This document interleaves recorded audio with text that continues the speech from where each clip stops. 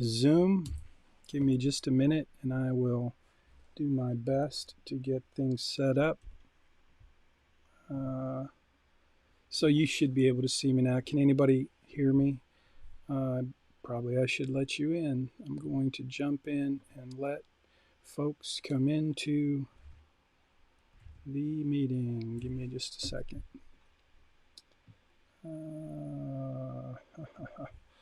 Okay. I am doing something new today. I'm actually in my home office for the first time. I'm going to admit everyone. Okay, so hey everybody. Welcome back. I missed you. Can anybody hear me? Can anybody hear me? I'm using a totally different setup. I'm working from home today. So let's see who's on the call. Hey, Elizabeth, can you hear me? Let's see. You can now send. Okay, let's see. Chat. I can't hear you. Huh. That's a bummer. So I guess you, Tanya, can you hear me? Tanya, can you hear me? I see you, Tanya. Mercy, can you hear me? I can't hear you. Okay, give me a second. I have to figure out what's going on. Mike. Uh, can you hear me now? Can you hear me now? Can you hear me now? Elizabeth, can you hear me? Tanya, can you hear me now? Tanya, can you hear me? Oh, man. Okay, give me a minute. Give me just a minute.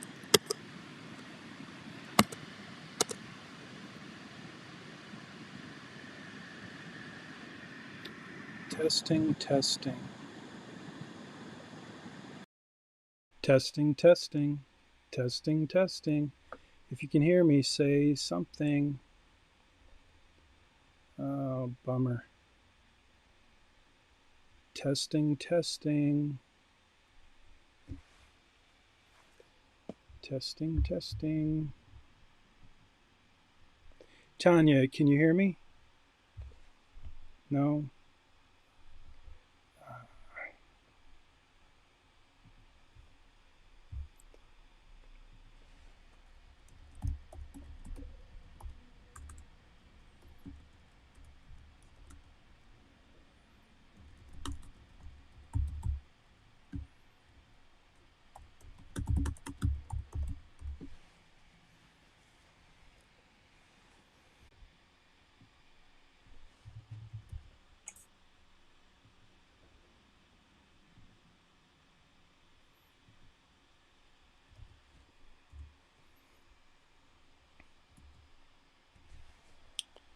Testing, testing. Nice stretch. Mike. Testing, testing. Testing, testing. Let's go to Zoom.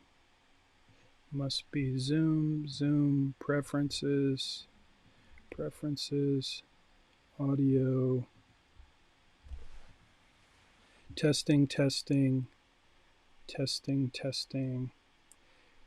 Can you hear me now?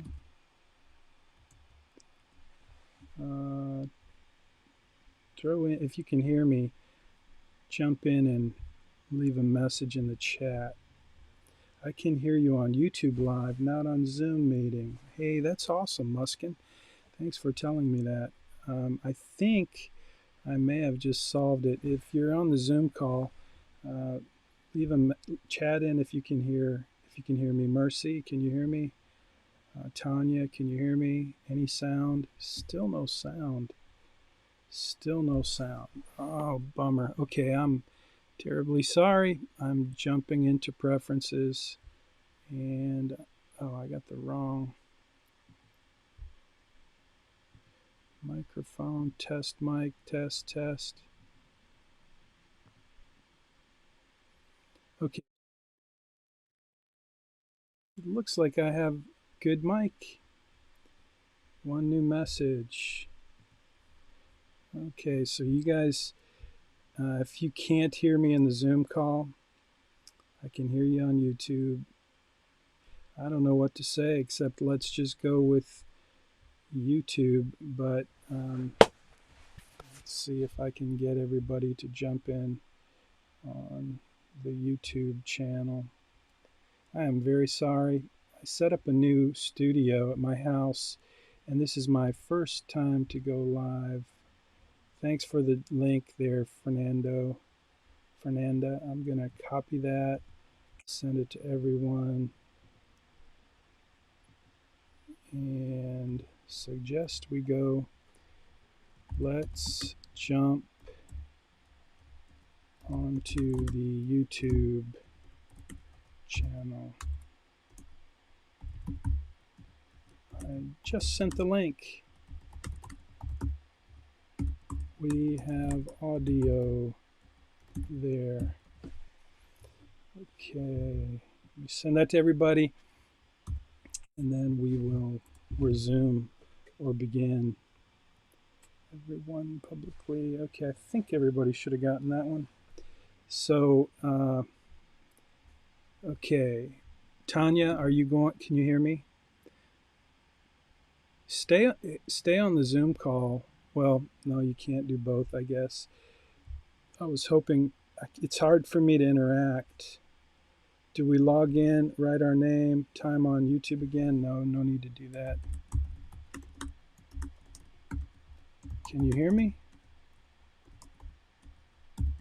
on Zoom? Anyone? Tanya, I'm assuming you cannot hear me on Zoom. No? Do you hear me? Do you hear me on Zoom? No? No need. You don't need to sign in again on. Okay, I'm going to jump over. I'm just going to jump in and get started on YouTube. So, again, I'm very sorry. I don't know what's going on. We'll try and get it fixed. Let's see. Testing, testing. So I see sound. So here we go. I'm so sorry if you're in the Zoom meeting and you're unable to hear me. This is going live to Facebook and YouTube. I'm assuming I do have confirmation that you can hear me on YouTube. So I'm assuming you can hear me on Facebook as well. I'm going to jump in and see if I can get to our page here real quick. And so if you're on our Facebook page or on moneystudygroup.com, you'll be able to see the live stream, which is going to Facebook. So I'm going to just jump in and make sure that that link is working. It should be. I'm not sure what's going on. We're having some difficulty with the, well, actually, let's go to the Facebook page. It's actually the Facebook page that I want to check real quick to see if it's streaming. So it does say it's live now.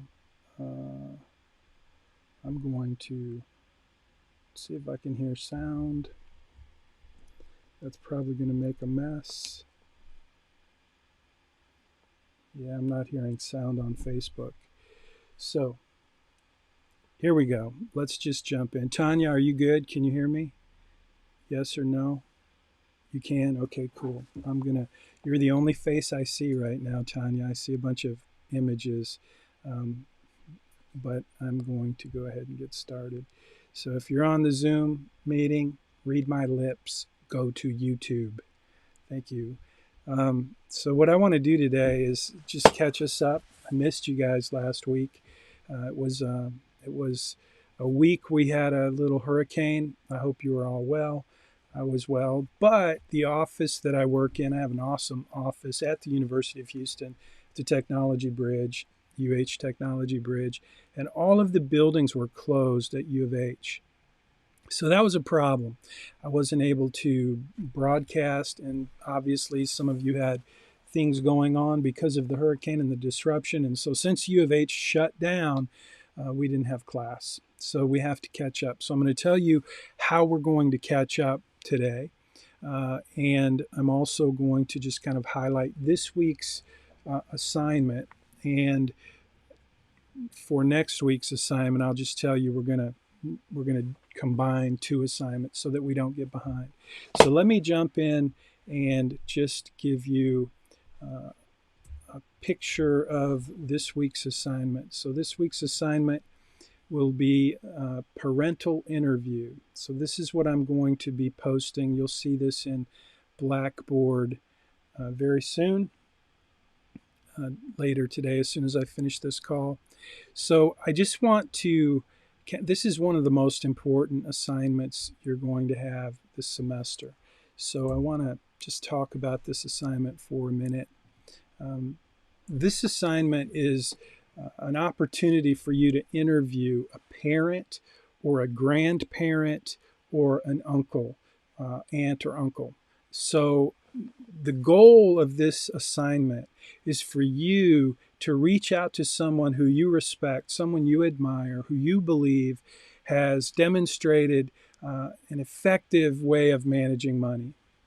Someone that you know would be best, someone in your family would be really good, but primarily I want to make sure that you know this assignment requires you to interact with someone who's older than you. So if you send me the assignment and you interviewed your roommate, you will get a deduction, like a huge deduction.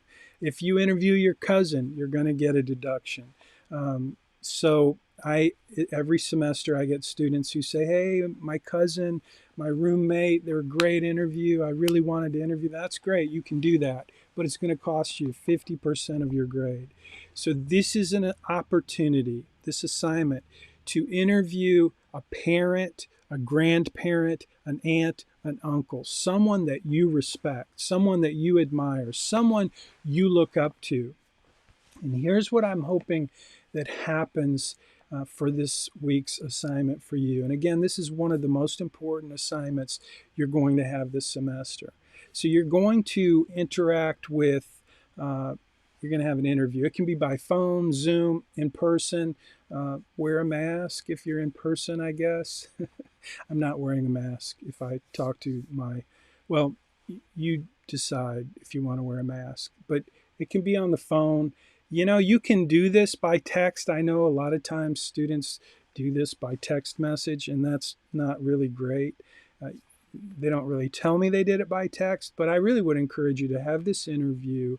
You know, it's best to do it in person. So here's what I want you to do. I want you to, first of all, recognize that you're going to be asking some questions. These questions are all going to be outlined in the assignment. So one of the things you're going to do, don't forget your quiz in Money Study Group. You'll put that into your article, your summary. But I want you to think about, I want you to ask the person that you're interviewing some very important questions. So the questions are, again, outlined in the assignment that you'll see in Blackboard in just a few minutes. But the first question is, it relates to your first memories of money. So I want you to ask the person you're interviewing, your parent, your grandparent, your aunt, your uncle, or whoever it is that you choose, the person that you admire and you respect and you want to learn from. I want you to ask them about their first memories of money. And I want you to think about that question for yourself as well. Your first memory of money. Maybe it's probably going to be when you were a small child. Hopefully you can remember that far back. And hopefully the person you interview can also remember when they were a small child. And maybe it was earning an allowance or money that was earned at a job. Maybe it was your first job, your first paycheck. Maybe it was, the tooth fairy or allowance. But that's what I want you to think about for yourself, your first memories of money. And then I want you to do the same thing in your interview. I want you to ask that same question. It's a great way to open the interview. It's a great way to set the table for the rest of the interview. So, your first memories of money. And again, you'll have to set the table just like I did. You'll have to set the table by saying, it may be your first paycheck. It may have been the first time you did a small job for someone in your family. It may be the tooth fairy. So, whatever it is, your first memory of money. And as you think about your first memory of money, you're going to have some recollection. You're going to start to experience kind of an emotional level of remembering that first memory of money, because it's typically going to be a good memory or maybe not such a good memory. I'm going to share with you a video. It's from my book, Make Your Money Count. One of my best clients who recently passed away, who shared his first memory of money with me early on as I was beginning to work for this gentleman as his financial planner, serving his family. It's my Uncle Hank. It's a very powerful story to me. It was a very helpful story for me as a financial planner for Hank. So that is in the assignment, the video. I believe it is somewhere. Yeah. So here's a video. There's a link in your assignment for that video, and it's just it's from my book, Make Your Money Count, but it will set the table for you. It will help you. So that's part of your homework. And then when you do the interview, you'll be doing the interview just like I did with my Uncle Hank. So I'll just tell you a little bit about my experience when I asked these questions to my Uncle Hank, and you'll get to see this again when you watch the video. You'll hear it again. You won't get to see me interviewing Hank. That would have been pretty cool, but I wish I could see that. I wish I could just spend a few more minutes with him. I miss my Uncle Hank, one of the best people I ever knew in my life. And it was always a pleasure to serve him and his family as a financial planner. I still serve his family. But so when I met with Hank, we actually went for a walk out in the country, Bowling Green, Kentucky, and I'll never forget that day. We're out there walking, and I told him I was going to ask him some questions that would help me better understand what matters most to him so that I could help put together a financial plan for him. So one of the first questions I asked is, what was your first memory of money? And what he told me was pretty profound. So it was profound because it was such an emotional event for Hank. And this is what happens a lot of times when I ask this question to clients or prospective clients or people who I'm about to work with as a financial planner. The question is, what's your first memories of money? But the answers start to reveal something very important about the person that you're interviewing. And one of the things that is revealed is how that first memory of money kind of shapes your attitude, your way of thinking, and ultimately your behavior when it comes to money. And so for Uncle Hank, his first memory of money was very powerful. It was the first and maybe the only time he saw his father break down and cry. So his first memory of money, he was in a family that they raised pigs. In my book, I think I said they raised cows. My editor suggested that. But the truth is, they raised pigs. The family did. And it's one of the things they still do. It's their tradition to come together as a family, and they slaughter a pig and make sausage, and it's a community event, and they feed the whole community. And it's just a beautiful thing. I've never had the privilege of being there, but I've heard so many stories about that beautiful family experience, community experience that Hank did. But here is the story. Hank came home one day, and his father was sitting at the kitchen table, and he was weeping. And the story was, Hank discovered that year, so the way it worked as a pig farmer is you raise these pigs, and then one day you sell them to a broker, I'm not sure what you call the person who buys the pigs, but they come with a truck and they pay you money or a contract. You sign a contract, they pick up the pigs. In this case, Hank's dad signed a contract and delivered the pigs to this broker, and he, maybe you can guess what happened next. He absconded. He ran off with all of those pigs that they'd spent the entire year raising, investing in, taking care of. And so he sold them to this broker who was going to take the pigs to the slaughterhouse and sell the pork bellies and the hams and all of the things that come from pigs, even pork rinds, and sausage and all of the things that come from pigs. And so what happened is this person lied to my Uncle Hank's dad, and they were in a terrible financial situation because that was their entire year's income. Imagine if your job paid you one time a year.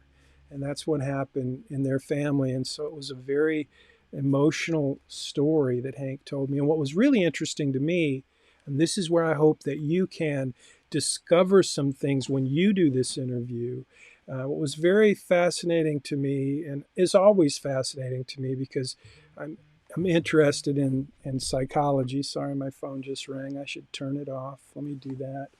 Turn my phone off, which is something you should do. I used to ask in class, I would ask everybody to turn your phone off, but today we're not in class, so we're not doing that. But I am going to try something real quick just for fun. I hope you can hear that. I had all these cool things set up in my new little studio, and it's not all working, and I'm very sorry for that. Back to the story. Back to your assignment. So you're going to interview someone just like I did Hank. And what I'm hoping that you learn, that you discover, that you experience is some insights into how this person thinks about money. And as you do that, if you're willing to pay attention and learn from this person, what you're going to learn, it's very intuitive. You don't have to be a you don't have to be a psychology student to understand and recognize what I'm about to say. But what happens is you start to understand, you start to recognize that there are some patterns in this person's life when it comes to how they manage money. And if you're wise enough and you're able to reflect enough, you'll discover the same thing is true for you. That your first memories of money are a very important kind of mirror into your own soul, your own way of thinking about money. And so for Hank, the way that it affected him, this first memory of money, this experience that he had with money, was he became a very frugal person, which, if you don't know what that term means, it's kind of a funny term. You might want to Google it. Frugality is a virtue. Frugality means to make every penny go as far as it can, and to be very careful about saving and spending. It goes back to that first law of personal finance, the law of spending and saving. Spend more than you earn, so that you no spend more than you earn. No, save more than you earn, so that you can. I forgot how it goes. The law of spending and saving. Spend less than you earn so you can save more for what matters most. So that's really what frugality is all about. And so for Hank, what happened was his experience made him afraid, made him really want to hang on to every penny. And he shared this story with me, and he told me the good and the bad about that whole attitude about money. And the good part was he had accumulated a significant amount of wealth for his family. And that was great. That was good. That was awesome.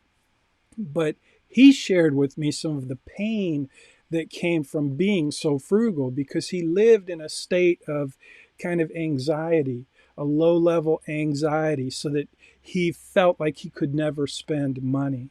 And so he he shared that with me, and it was an insight that really helped me not only understand Hank and his approach, his philosophy, his way of thinking about and behaving around money, but it also helped me as a financial planner understand that everybody has some experience, some first memory of money that very often shapes their attitudes and their behaviors when it comes to how they manage money.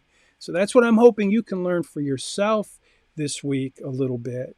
But sometimes it's easier to learn from someone else's story.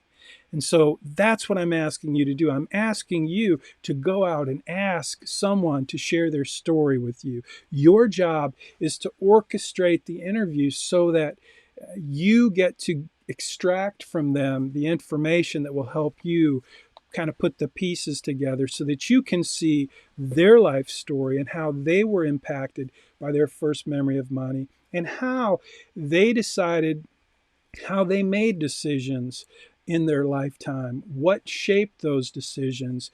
And it will help you. I promise it will help you moving forward as you start to reflect on and think about your own attitudes and behaviors when it comes to managing money.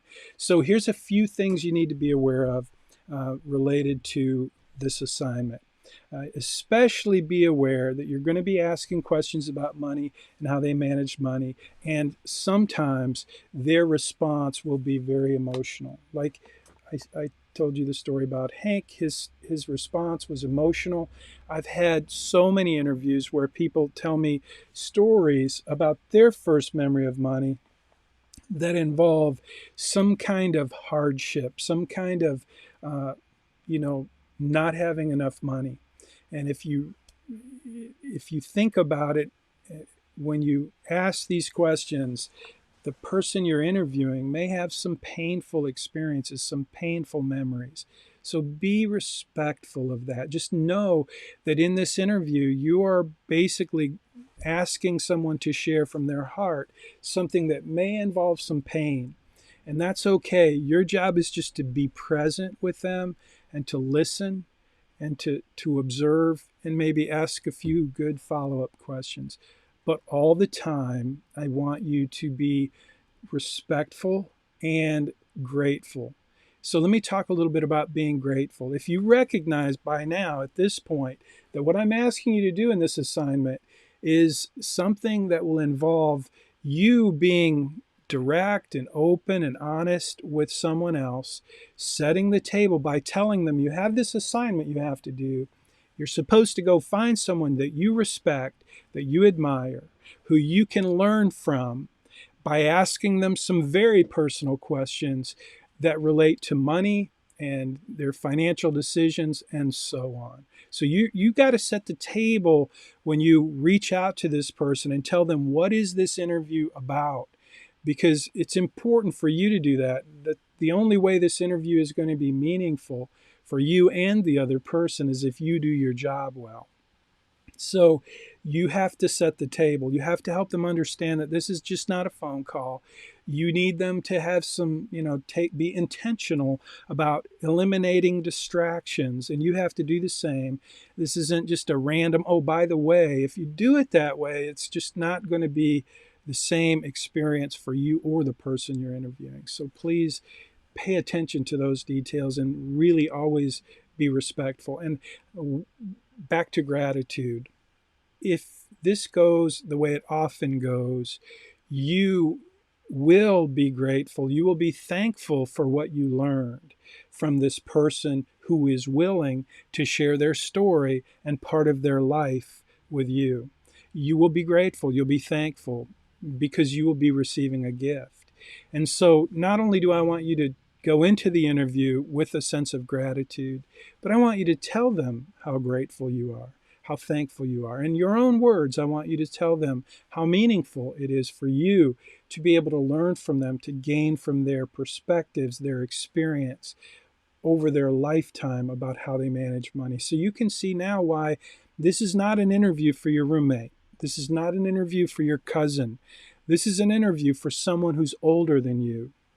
Now, if for whatever reason it's not a family member, it still needs to be someone who is in an older age group. So you could interview someone you respect and admire. You know, it might be a professor, it might be um, someone at work, someone in your community who you know, who you respect, who you admire. That's my challenge to you. That's your homework. So again, if you do someone young and you tell me, oh, I did my cousin, I'm going to be like, you didn't really watch our Zoom meeting. Or you were on the uh, actual Zoom meeting and you couldn't hear me, which is kind of my fault. So I guess I should make sure I put that in the assignment, which I will do before I post it. So, all right, here we go. I think that's it for this review. Um, I'm going to scroll down. Yeah, by the way, you don't need a lot of words when you do your assignment. I just want a brief summary of your interview. I want to know what your experience was, any insights that you had, and that'll be fine. It's not an 800 to 1,000 word article in this case. So that would be good. And that's parental interview week number 4. So now I'm going to jump into, let's see if I can go back. I want to just show you the assignments that are coming. So let's do that. Let me jump into uh, Blackboard and just show you the assignments that are coming. So you can't see these assignments because they're not visible in your Blackboard. But what I want you to see here is we've got 2 assignments. So the week 4, week 5, week 6, we're a week behind. So what I'm going to do next week is I'm going to combine this one, week 5, culture of consumerism.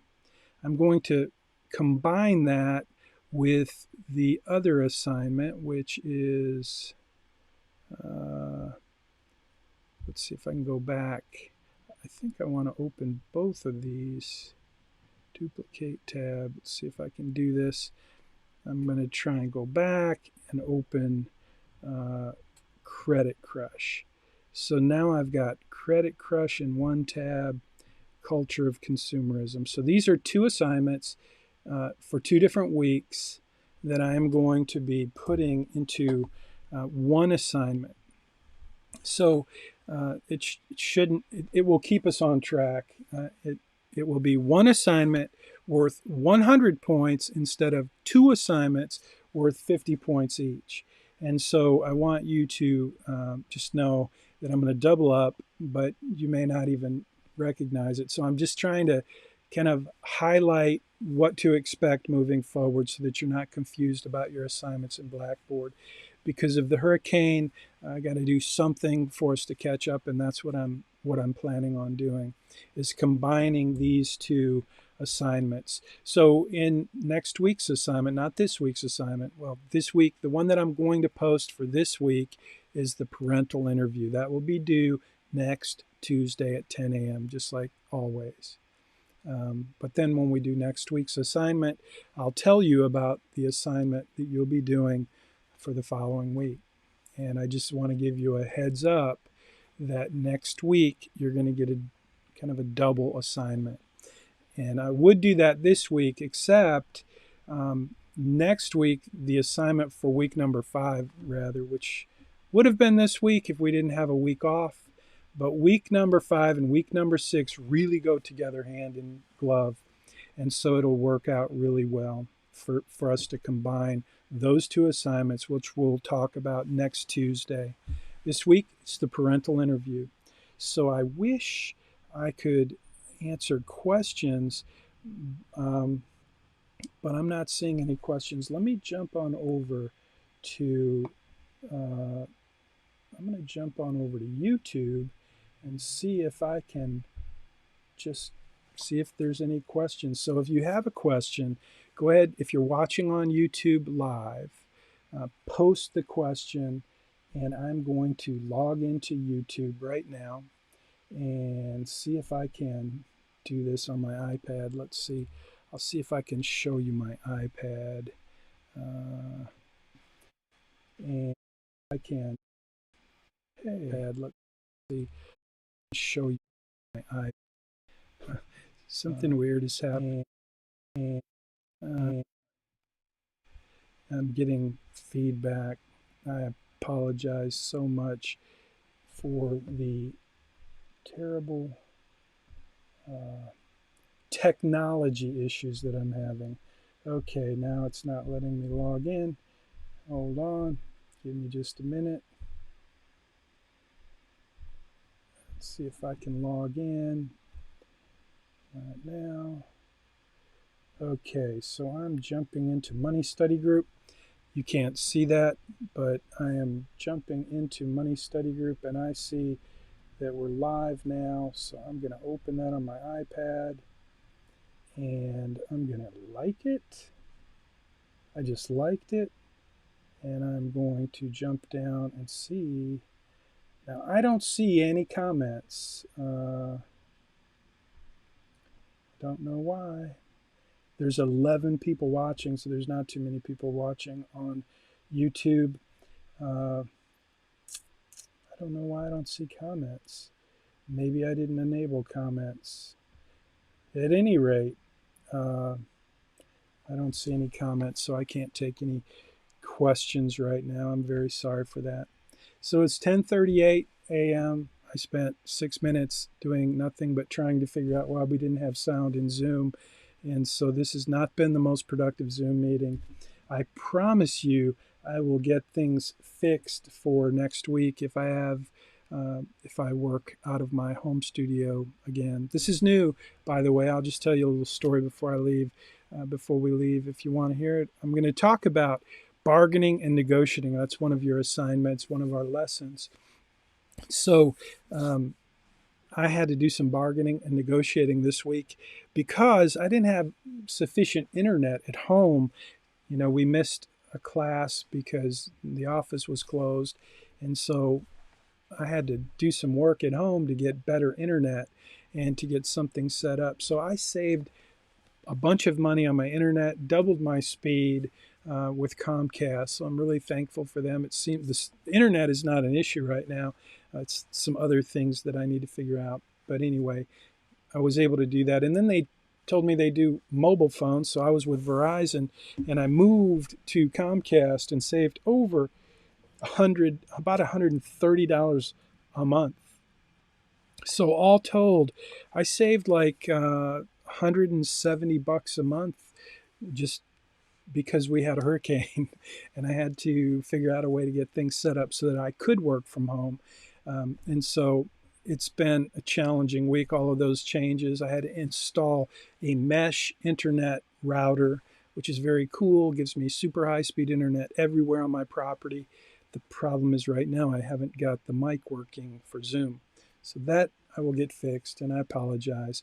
So if you have questions about your assignment, if you have questions about anything, in fact, I'm just going to sit here. I'm going to turn my phone back on, and I'm going to tell you before I leave, I want to make sure I answer any questions you have. So since we're having technology difficulties, I'm going to go ahead and turn on my phone and check my text messages.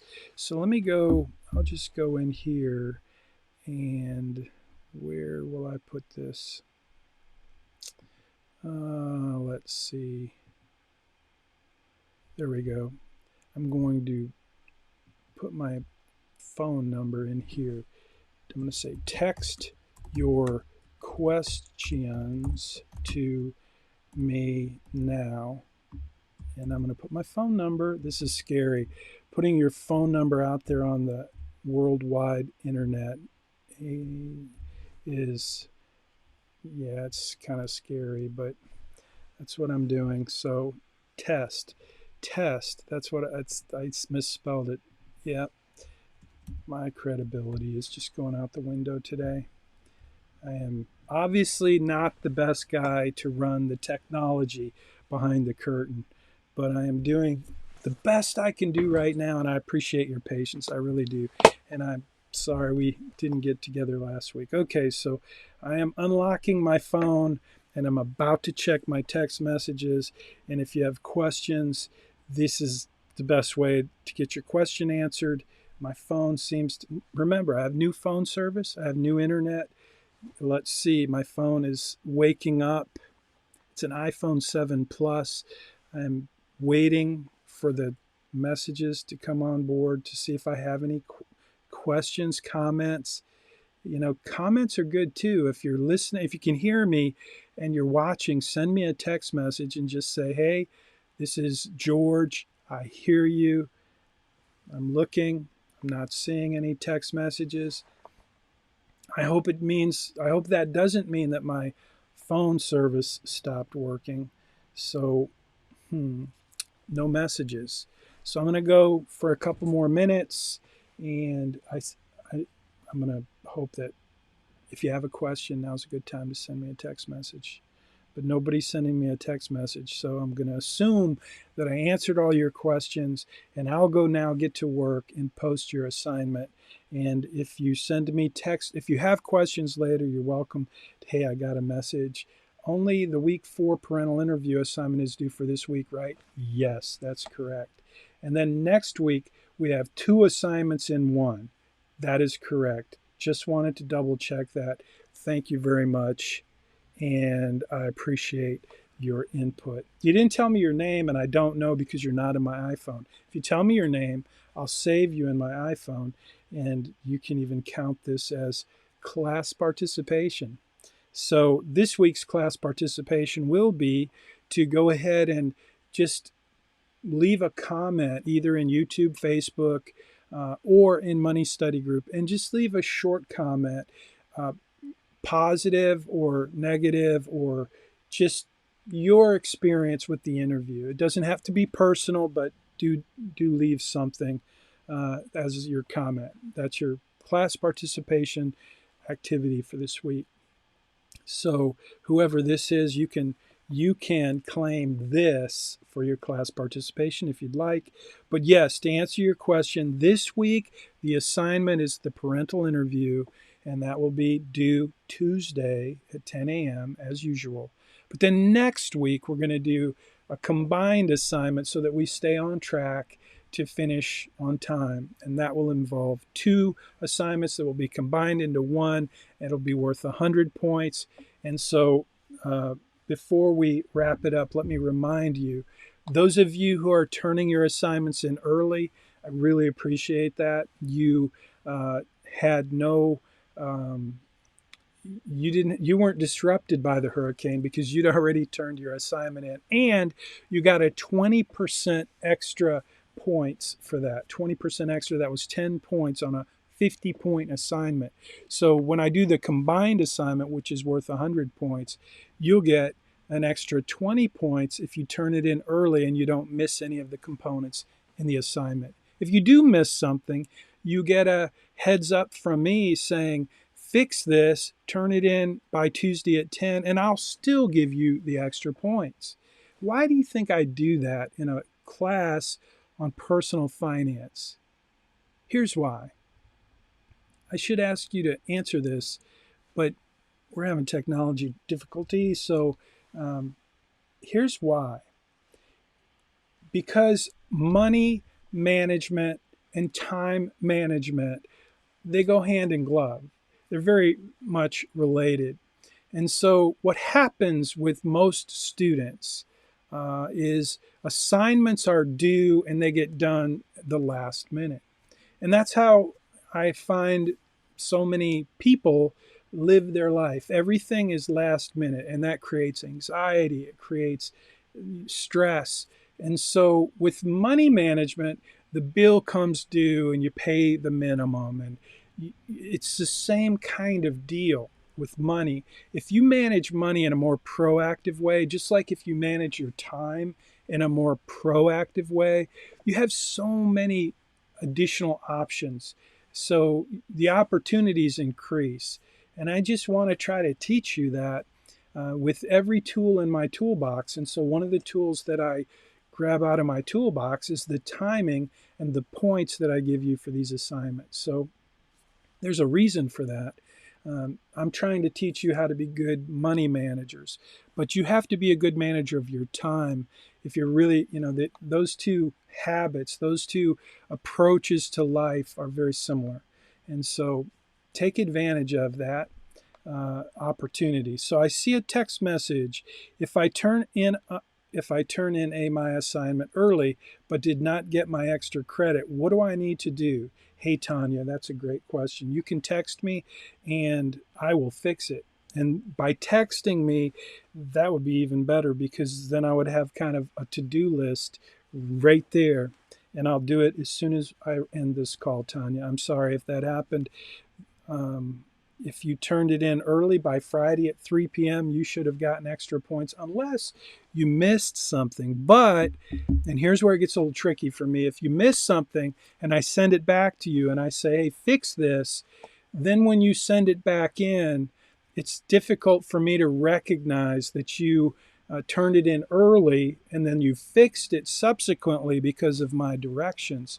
So, a little hint, when you turn, if you, and Tanya, I don't know if this is your situation, but anyone who does find that you turn it in early, you get some kickback from me, and you fix it, and then you turn it in again by Tuesday at 10 a.m., and you don't get the extra points, it's because it's almost impossible for me to, with all the assignments I'm grading, it's hard for me to recognize, hey, this is a resubmit and I deserve some extra points because I promised you would get those extra points. So how to fix that is very simple.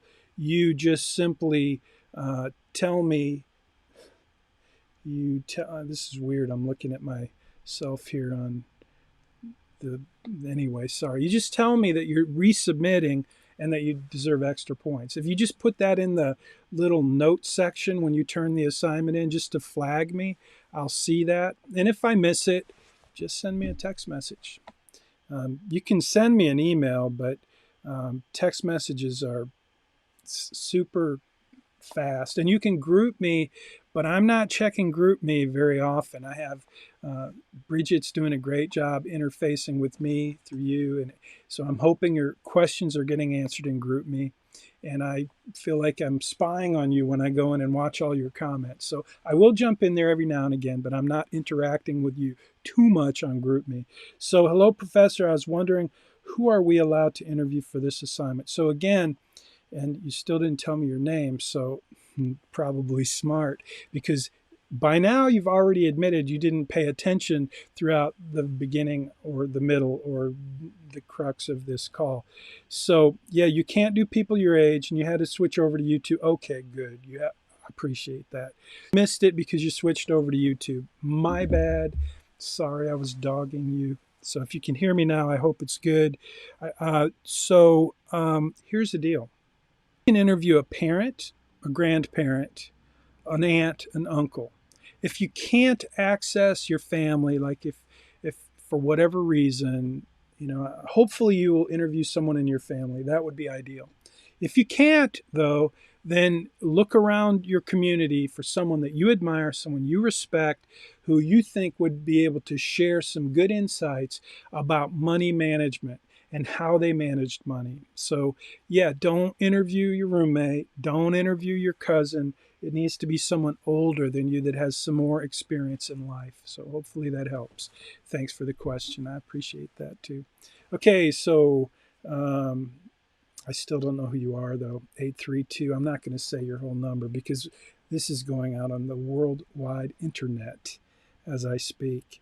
Okay, so I see you're sending me something. I don't want to. Oh, okay, thanks. I don't want to say your name without your permission, but I appreciate it. Now I know who you are. And you've been great, by the way, in this course interacting. So I'm so glad I got to answer your question. And if you have questions and you're watching this later, like at 2 a.m., I'm sure I'll be awake, not. But whenever you do watch this, I'm going to post the link to this video in GroupMe. And if you're watching this and you have a question, you're welcome to send me a text message. It will be on the video screen.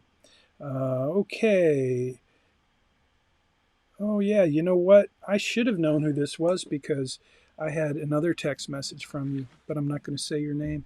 Anyway, again, I want to apologize for the technical difficulties. I don't know what happened, but I'll get it fixed. We'll get audio in Zoom for next week. I'll probably be in my office next week. Today I wanted to test drive my new little studio. So thank you for your patience. Have a great week. Don't forget, text me if you have a question. First, try GroupMe. That's always the best way. And if you can't get an answer, you're welcome to text me and I'll give you an answer. My answer might be check GroupMe. If you didn't watch the video, watch the video. That's the answer most of the time. So see you next week. Have a great week.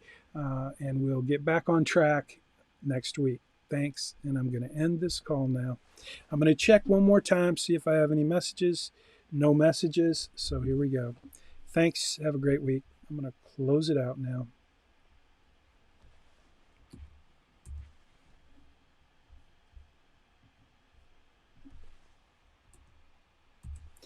And finish.